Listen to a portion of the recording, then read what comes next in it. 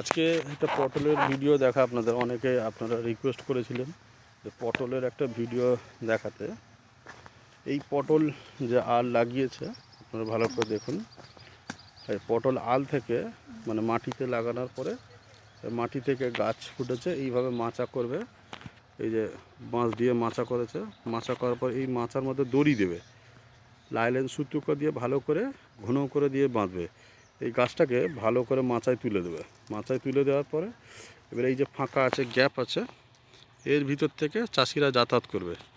এর ভিতর থেকে এই যে এই সাইড থেকে আর এই সাইড থেকে মানে স্প্রে হবে। এই যে এরকম ফাঁকা আছে, এটা মাচাটা হয়ে গেছে। এবারে এর ভিতর থেকে কী হবে, স্প্রেটা হবে।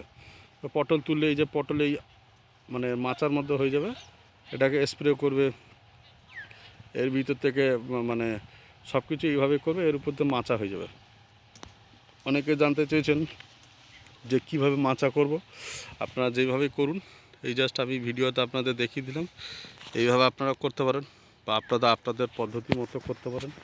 এই যে পটল গাছ লাগিয়েছিল, পটল আল, এই পটল আল অ্যাকচুয়ালি কী হয়, শীতকালে লাগানো হয়। শীতকালে লাগিয়ে দেওয়ার পরে গরমে হাওয়া যত ফুটবে তত কিন্তু গাছটা হু করে বেরিয়ে যাবে। এখন গাছ মানে বেরিয়ে অনেক বড় হয়ে গেছে। এই যে গাছ বড় হয়ে গেছে, এখানে আমাদের লুকাস পরিবারের গ্রিন ম্যাজিক, গ্রিন বুস্টার এগুলো দেবেন। দিলেই কী হবে, গাছটা হু করে পারো। এই যে আমাদের যে চাষি ভাই আছে, এ নিয়ে আজকে ধরুন আমাদের 7 বছর প্রোডাক্ট ইউজ করছে।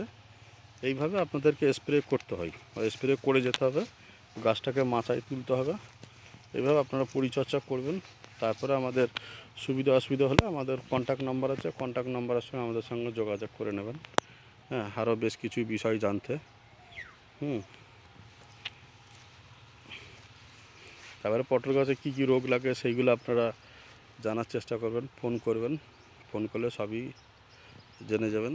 তাহলে আপনাদেরকে দেখিয়ে দিলাম কীভাবে পটলটা গাছ আল লাগানোর পরে কী পরিস্থিতি, কীভাবে কী গাছটা ফোটে। আপনারা আরও বিষয় পরস্পর আপনাদের সেই ভিডিওগুলো আপনাদের দেখাবো।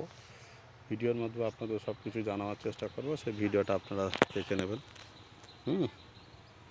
ঠিক আছে, ওকে।